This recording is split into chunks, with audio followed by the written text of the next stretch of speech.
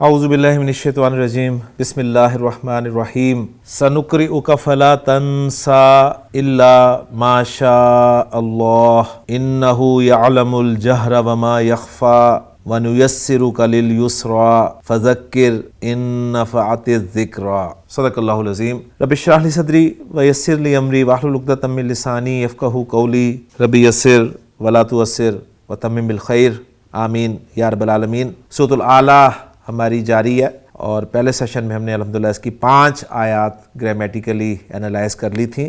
آج ہم انشاءاللہ تعالیٰ 6 آیت سے شروع کریں گے، تو میں نے مزید 4 آیات آپ کے سامنے تلاوت کر دی ہیں۔ شروع کرتے ہیں جی۔ ہماری آج کی جو پہلی آیت ہے وہ ہے سنقرئک فلا تنسى۔ جی سٹارٹ ہو رہی ہے یہ سین سے، اور سین حرف ہے اور اس کو گرامیٹیکلی حرف استقبال کہا جاتا ہے، یعنی فعل مضارع سے پہلے آتا ہے اور فعل مضارع کو مستقبل کے معنی میں خاص کر دیتا ہے۔ یعنی ہم جانتے ہیں کہ فعل مضارع حال اور مستقبل دونوں معنی میں استعمال ہوتا ہے، لیکن بعض جگہ فعل مضارع کو فکس کر دیا جاتا ہے مستقبل کے معنی کے ساتھ، اور اس کے لیے 2 حروف استقبال کا استعمال کیا جاتا ہے، ایک سین ہے، دوسرا سوف ہے، اور عنقریب کے ساتھ عام طور پہ اس کا ترجمہ کیا جاتا ہے۔ تو سین آپ کا حرف استقبال ہے۔ اس کے بعد آگے آ رہا ہے نقرئک، کاف ضمیر لگی ہوئی ہے اینڈ پہ، ضمیر منصوب متصل۔ فعل کے بعد جب بھی ضمیر آتی ہے منصوب متصل تو وہ اس کے لیے مفعول بھی بنتی ہے۔ اب فعل ہمارے سامنے ہے نقرئ، نقرئ۔ تو پہلی بات تو یہ کہ نقرئ آپ کا فعل مضارع ہے، کنفرم ہو گیا کیونکہ سین شروع میں لگا ہوا ہے، ماضی سے پہلے سین نہیں آتا، اس لیے یہ بات میں نے کی ہے کہ فعل مضارع عام طور پہ آپ علامت مضارع یا سے پہچاننے کی کوشش کرتے ہیں، تو یہاں پر علامت مضارع یا نہیں ہے تو آپ سوچیں کہ شاید یہ ماضی ہو، تو ایسا چکر نہیں ہے، یہ سین نے بتا دیا کہ یہ فعل مضارع ہی ہے۔ تو فعل مضارع کا سیکھا۔ اب یہاں پر ہم نے وہ 4 والا ٹیسٹ رکھنا ہے، علامت مضارع پیش والی۔ جب آپ نے فائنل کر دیا ہے فعل مضارع تو علامت مضارع اب آپ نے نکالنی ہے، وہ نون آپ کو نظر آ رہی ہے، اور نون آپ کو پتا ہے جمع متکلم کی علامت ہے، تو یہ 14واں سیغہ ہے فعل مضارع کا، ہم والا سیغہ ہے، یعنی اس کا فاعل جو ہے وہ نحنو ہی ہوگا اور کوئی ہو ہی نہیں سکتا۔ یعنی فعل مضارع کی گردان کے 3 سیغے ایسے ہیں جن کا فاعل کنفرم ہوتا ہے، آپ کو کہیں ادھر ادھر ڈھونڈنے کی ضرورت ہی نہیں ہوتی، اور وہ فاعل اندر چھپا ہوتا ہے ان کے۔ ایک واحد مذکر حاضر کا سیغہ جس کا فاعل انتا ہوتا ہے، ایک واحد متکلم کا سیغہ جس کا فاعل انا اس کے اندر ہی چھپا ہوتا ہے، اور ایک جمع متکلم کا سیغہ جس کا فاعل نحنو اس کے اندر ہی چھپا ہوتا ہے۔ تو یہ 3 سیغے ایسے ہیں جن کا فاعل ہمیشہ اندر چھپا ہوتا ہے۔ تو نقرئ نارمل فعل مضارع استعمال ہوا ہے، اس لیے کہ نارمل فعل مضارع کا آخری حرف جو ہے ہمیشہ پیش کے ساتھ آتا ہے۔ کوئی بھی باب اٹھا کے دیکھ لیں، فتح یفتح ہو پیش، نصر ینصر رو پیش، سمع یسمع پیش، افعل یفعل پیش، سبح یسبح پیش، ٹھیک ہے نا؟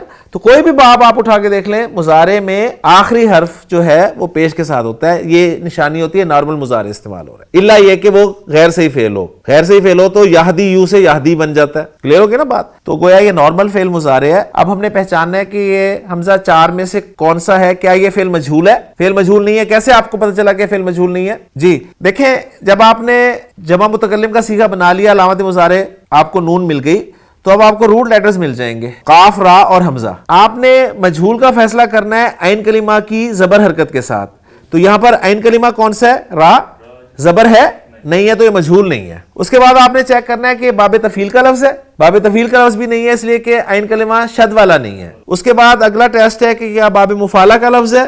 نہیں، کیونکہ آپ کو فا اور عین کلمہ کے درمیان الف نظر نہیں آ رہا۔ جب یہ 3 نہیں نکلے تو چوتھا 100% ہے کہ باب فعل کا لفظ ہے۔ تو گویا قاف، را، حمزہ روٹ لیٹرز اب آپ باب فعل میں ڈالیں گے تو کیا بنے گا؟ حمزہ ماضی مضارع، اقرأ یقرئ اقراءً، اقراءً۔ باقی ہم خان صاحب کی مدد لیتے ہیں جی ڈکشنریز، انہوں نے لکھا ہوا ہے کہ قاف، را، حمزہ ثلاثی مجرد میں با فتح سے بھی استعمال ہوتا ہے، قرأ یقرأ قرآنً اور قراءةً، 2 مصادر ہیں اس کے لغوی معنی ہے 2 چیزوں کو اکٹھا کرنا یا جمع کرنا۔ اس بنیادی مفہوم کے ساتھ بہت سارے معنی میں آتا ہے۔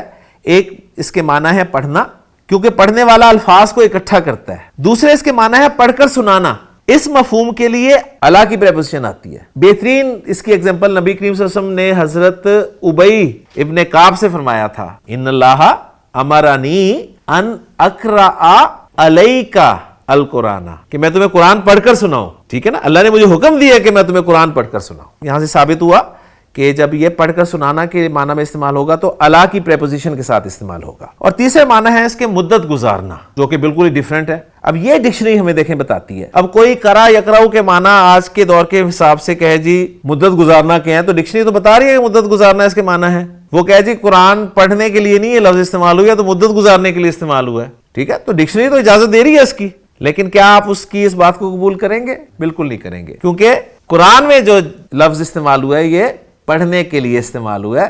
تو اس لیے میں جو بات کی تھی آپ سے پچھلے سیشن میں کہ پیچھے سے پیچھے ہم نے جانا. تو ثلاثی مجرد میں یہ ان معنی میں استعمال ہو گیا. اب باب فعل جب اس کا فیصلہ ہو گیا تو باب فعل میں خان صاحب ہمیں بتا رہے ہیں اقرأ یقرئ اقراءً, کسی کو پڑھانا, کسی کو پڑھانا. اور آیت کا ریفرنس خان صاحب نے یہی دیا ہے سنقرئک فلا تنسا. نقرئ فعل بفاعل اور کاف ضمیر منصوب متصل مفعول بہ ہو گیا. جملہ فعلیہ آپ کا پورا ہو گیا. فعل فاعل مفعول بہ کا مجموعہ نقرئک, کیا ترجمہ ہوگا؟ ہم پڑھائیں گے آپ کو. صحیح ہے, ہم پڑھائیں گے آپ کو. سنقرئک, بس ہم پڑھائیں گے آپ کو. اب یہ ایک نئی بات شروع ہو رہی ہے, اس کا کوئی عطف یعنی واو نہیں ہے کہ ہم اس کو پیچھے عطف کر دیں, اور یہ سارا کوئی ایسا چکر نہیں ہے. تو ایسا جملہ جو ہے عام طور پہ جملہ مستانفہ کہلاتا ہے. ایک نیا جملہ, نیا مضمون شروع ہو رہا ہے, نئی بات شروع ہو رہی ہے. فلا تنسا, اب یہ فا عطف ہے. لا آپ کو پتہ ہے مختلف معنی میں استعمال ہوتا ہے. لا نفی جنس بھی ہوتا ہے, لا ریب فی, لیکن اس وقت اس کے سامنے اس کے بعد اس کا اسم آتا ہے. لا فعل مضارع کو منفی بنانے کے لیے بھی آتا ہے, اور وہ کچھ نہیں کہتا فعل مضارع کو, اسے نارمل شکل میں ہی رکھتا ہے. لا ناہیہ بھی ہوتا ہے, منع کرنے کے لیے استعمال ہوتا ہے. اس وقت وہ فعل مضارع کو اخف کر دیتا ہے, مجزوم کر دیتا ہے. تو یہاں پر اب ہم فیصلہ کریں گے کہ کون سا لا ہے جی. یہ لا فعل مضارع سے پہلے آیا ہے, اور فعل مضارع آپ کا پورا استعمال ہوا ہے تنسا. تنسا علامت مضارع تا آ گئی تو روٹ لیٹرز نکل آئے, نون سین اور یا, غیر صحیح فعل. اب ڈکشنری ہمیں بتائے گی مزید اس کے بارے میں, یہ آپ نے اپنی کوشش کر کے انفارمیشن اکٹھی کر لی. تو نون سین یا مادہ باب سین سے استعمال ہوتا ہے نسیا ینسیو اصلی, اور چینجز کے بعد نسیا ینسا, نسین اور نسیانن. اس کے معنی ہوتے ہیں کسی چیز یا بات کو بلا ارادہ بھول جانا یا ارادتاً بھول جانا. یعنی بھول جانا کے معنی میں استعمال ہوگا, چاہے ارادتاً ہو چاہے بلا ارادہ ہو. اور آیت کا ریفرنس خان صاحب نے یہی دیا ہے سنقرئک فلا تنسا. تو الحمدللہ جی یہ جملہ ہمارا مکمل ہو گیا. لیکن تنسا فعل بفاعل, تنسا سیکھا کون سا ہے؟ واحد مذکر حاضر کا, لہذا فاعل ساتھ ہی موجود انتا اندر.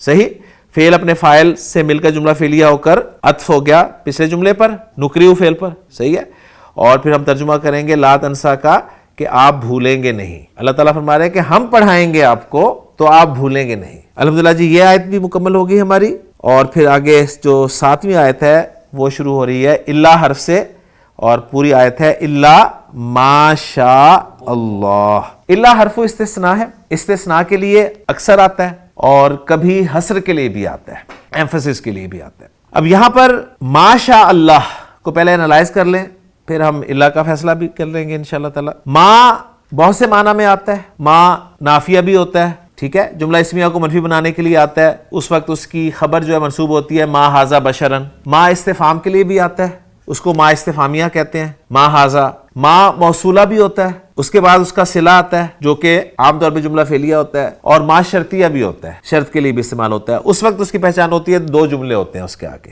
ٹھیک ہے, تو یہاں پر ما کے بعد صرف ایک جملہ آ رہا ہے شاء اللہ, تو گویا یہ ما شرطیہ نہیں ہے. اور پھر آپ ما کے بعد دیکھیں فعل استعمال ہوا ہے, تو گویا یہ ماضی کو منفی بنانے کے لیے زیادہ تر استعمال ہم نے اس کا دیکھا ہے. یہاں پر ما ماضی سے پہلے آیا ہے, اور اگر صرف گرامیٹیکلی دیکھا جائے تو یہاں پر ہمارے پاس کوئی چیک نہیں ہے کہ منفی کے لیے یعنی پاسبلٹی بن سکتی ہے. ما شاء اللہ کا ترجمہ یہ بھی ہو سکتا ہے کہ اللہ نے نہیں چاہا, اور موصولہ بھی بن سکتا ہے. بات یہ ہے کہ ہم اپنی ایفرٹ کریں گے, اس کے بعد پھر دیکھیں گے کہ اس کو پھر لیا کیا گیا. اگر ہم یہاں پر ما کو موصولہ لیں تو پھر اس کا صلۃ الموصول ہمیں ڈھونڈنا پڑے گا, جو کہ شاء اللہ کی صورت میں آ جائے گا. شاء فعل ہے جس کا مادہ آپ اسکرین پہ دیکھ رہے ہیں شین یا حمزہ, خیر سے افعال میں ہم نے کیا تھا. با فتح سے استعمال ہوتا ہے, انہوں نے فتح سے لکھا ہے اور ہم نے اسے باب سمیہ سے دیکھا تھا. لیکن مضارع چونکہ دونوں کا سیم ہی ہوتا ہے اس لیے کوئی ٹینشن والی بات نہیں ہے.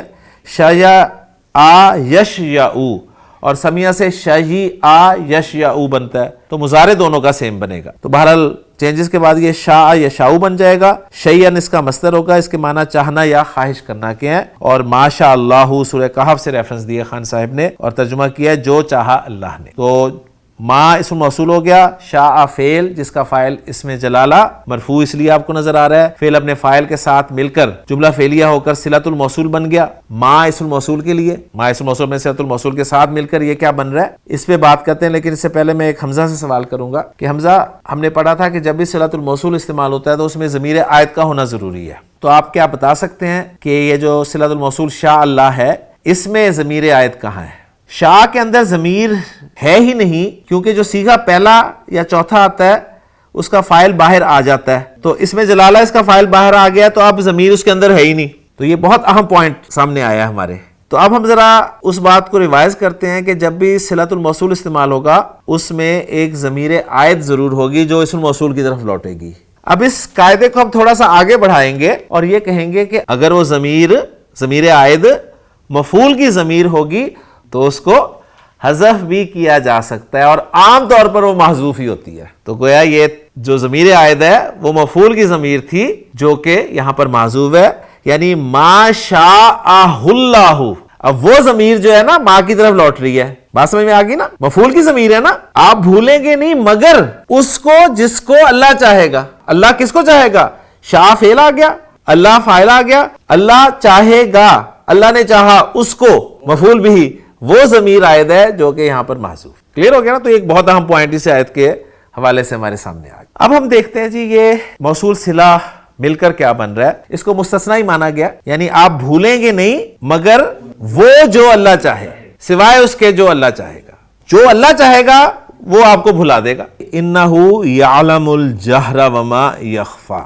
جملہ شروع ہو رہا ہے جی انا سے. جی سبحان، جب بھی انا آئے گا اس کے بارے میں آپ دو چیزیں ڈھونڈنے کی کوشش کریں گے. کیا دو چیزیں ہیں وہ؟ ایک انا کا اسم اور دوسری انا کی خبر. انا کا اسم منصوب ہوگا اور انا کی خبر مرفوع ہوگی. تو انا کا اسم دیکھیں یہاں پر ہا ضمیر کے طور پہ موجود ہے، اور ہم پڑھ چکے ہیں کہ یہ ضمیر منصوب متصل ہے، اس لیے کہ ضمیر منصوب متصل صرف دو جگہ پر آتی ہے، ایک انا اور اس کی فیملی کے ساتھ، دوسری فعل کے بعد بطور مفعول بھی. صحیح ہے؟ تو یہ ضمیر منصوب متصل ہے، یہ انا کا اسم ہو گیا جی. اب انا کی خبر جو ہے وہ آ رہی ہے یعلم الجہر وما یخفی. اسم نہیں آ رہی انا کی خبر. تو گویا جس طرح جملہ اسمیہ میں خبر اسم بھی آ سکتی ہے اور فعل بھی آ سکتی ہے، اسی طرح انا کی خبر اسم بھی آ سکتی ہے اور فعل بھی آ سکتی ہے. تو یہاں پر فعل یعنی جملہ فعلیہ کے طور پہ آ رہی ہے، اور جب جملہ فعلیہ ہوگی تو اس کا فعل ماضی بھی ہو سکتا ہے، مضارع بھی ہو سکتا ہے. یہاں پر یعلم فعل مضارع استعمال ہو رہا ہے. تو یعلم فعل آ گیا، عین لام میم مادہ.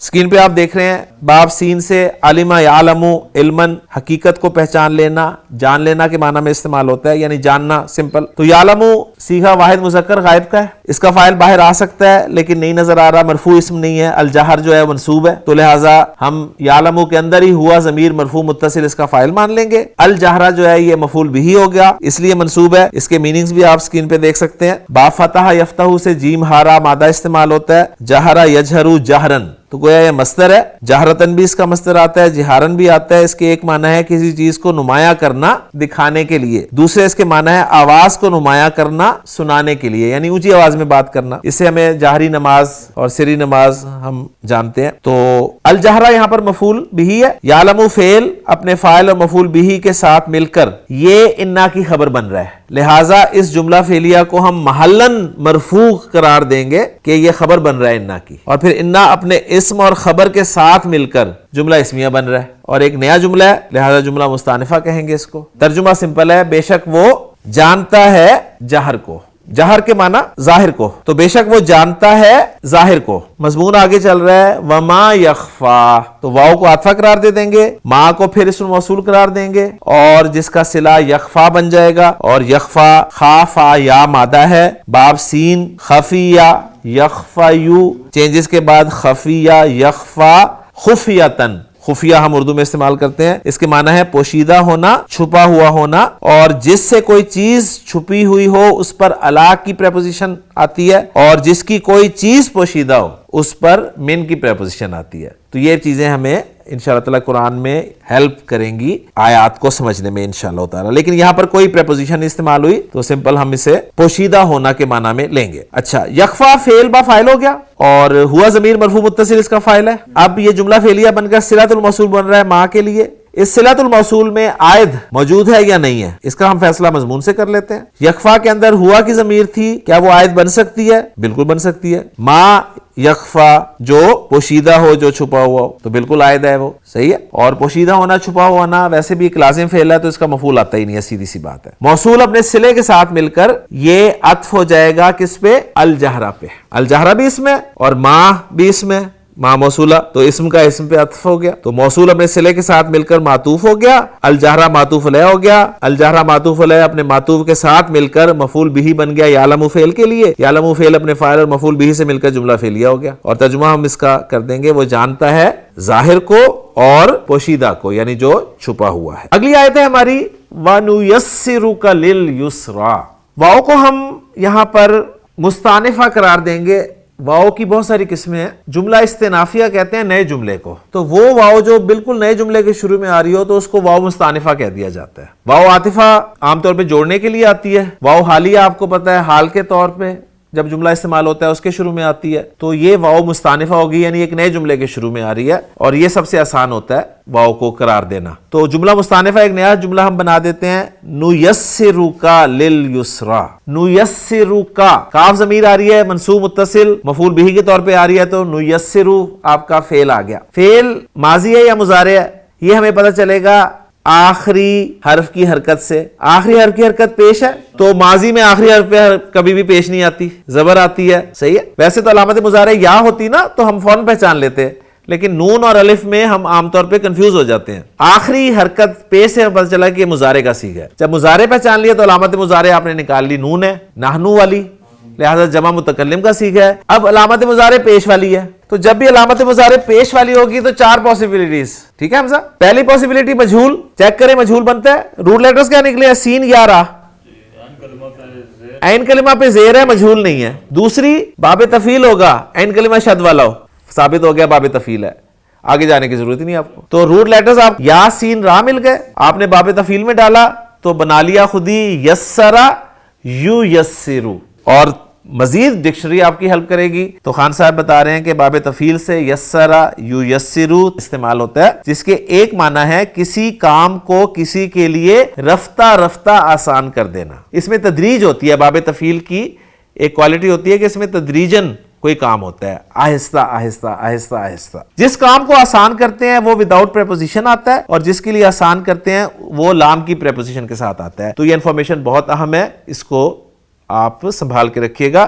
اس کے دوسرے معنی ہے کسی کو کسی جگہ پہنچا دینا, یعنی رفتہ رفتہ راستہ آسان کر دینا. تو آسان کرنا کے معنی میں نُيَسِّرُ فعل با فاعل, ہم آسان کر دیں گے کا آپ کو. آگے آ رہا ہے لِلْيُسْرَىٰ. ابھی ہم نے پڑھا ہے جس کے لیے آسان کرتے ہیں وہ لام کے ساتھ آتا ہے, تو ہم آسان کر دیں گے آپ کو. کس کے لیے؟ لِلْيُسْرَىٰ, آسانی کے لیے. یہ نہیں کہا کہ آسانی کو آپ کے لیے آسان کر دیں گے, آپ کو آسان کر دیں گے. آسانی موجود ہے. اللہ سے ہم دعا کرتے ہیں رب زدنی علما, اے میرے رب مجھے زیادہ کر علم کے لحاظ سے. علم موجود ہے, آپ دعا کر رہے ہیں کہ مجھے بڑھا دے, مجھے زیادہ کر دے علم کے لحاظ سے. تو آسانی موجود ہے, آپ دعا کر رہے ہیں کہ اللہ مجھے آسان کر دے آسانی کے لیے. بات سمجھ میں آئی؟ تو یسرا لفظ جو ہے اس کو بھی دیکھ لیں. یا سین را اس کا مادہ ہے, باب ضربہ سے استعمال ہوتا ہے بطور فعل. یسرا یسرو نرم و آسان ہونا. اور پھر نیچے جو مختلف لفظ لکھے ہوئے ہیں آپ دیکھ رہے ہیں, میسور کا لفظ اسم موصول ہے, نرم آسان کیا ہوا. یسیر صفت آتی ہے نرم آسان کے معنی میں, اور یسرا جو ہے یہ نرمی سہولت کشادگی کے لیے لفظ استعمال ہوتا ہے. تو یہاں پر لِلْيُسْرَىٰ جار مجرور کا مجموعہ ہو گیا. جار مجرور متعلق ہوتے ہیں تو یہ فعل کے متعلق ہو گیا. فعل اپنے فاعل مفعول بہ اور متعلق سے مل کر جملہ فعلیہ ہو گیا. اس کے بعد اگلی آیت آ رہی ہے جی فذکر ان نفعت الذکریٰ, آیت نمبر 9. یہاں تک ہم انشاءاللہ تعالیٰ اپنے سبق کو مکمل کریں گے آج. فا آ رہا ہے شروع میں, اور یہ فا کون سا ہے اس میں بعد میں بات کریں گے, لیکن آگے ہم دیکھیں آگے کیا ہے. آگے آ رہا ہے ذکر.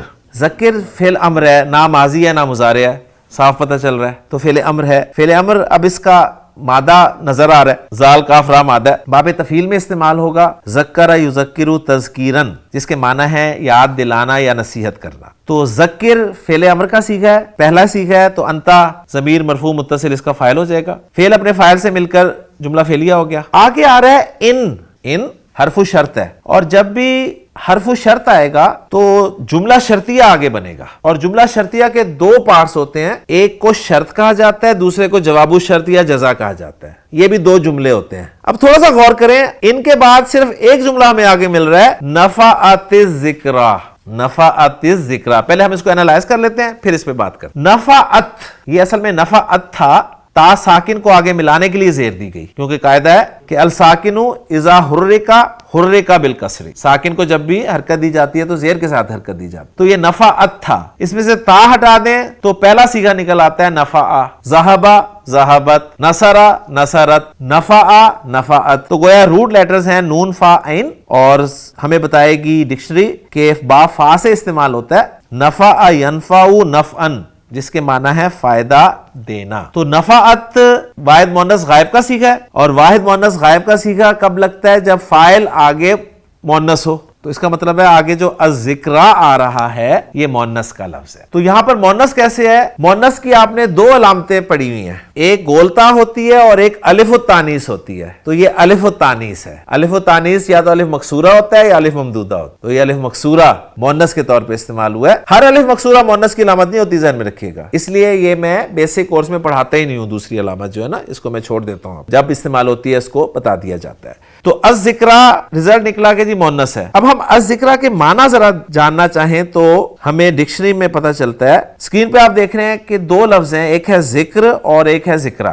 ذکر اسم ذات ہوتا ہے جس کے معنی یاد، نصیحت یا کسی کے ذکر کے آتے ہیں، اور ذکریٰ جو ہے یہ ذکر کا ہم معنی ہے، لیکن اس میں ذکر کی نسبت مبالغہ زیادہ ہے. ایک تو ذکر مذکر ہوا، ذکریٰ مؤنث ہوا. ذکر اور ذکریٰ دونوں کے معنی نصیحت کے ہیں، یاد دہانی کے ہیں، لیکن ذکریٰ لفظ میں مبالغہ زیادہ پایا جاتا ہے. نصیحت، ہاں جی نہیں مبالغہ کہتے ہیں کسی چیز کو بڑھا چڑھا کے پیش کرنا. جس طرح تائب کسے کہتے ہیں؟ تائب توبہ کرنے والا. تواب جو ہوگا نا بہت توبہ کرنے والا، بہت زیادہ توبہ کرنے والا، بار بار توبہ کرنے والا. تو مبالغے کے مختلف اوزان ہیں، تو اس لیے یہاں پر یہ آ جائے گا. تو بہرحال یہاں پر ذکریٰ جو ہے یہ ذکر کے معنی میں ہی ہے، نصیحت کے معنی میں ہی ہے. نفعت کے لیے فاعل بن رہا ہے. نفعت فعل اپنے فاعل الذکریٰ سے مل کر جملہ فعلیہ ہو کر شرط بن گیا. جواب و شرط نہیں ہے. وسیم نے بہت اچھی بات کی کہ ذکر اس کا جواب و شرط نہیں ہے. یعنی جملہ تو یہ ہے نا کہ ذکر تو نصیحت کر، آپ نصیحت کریں ان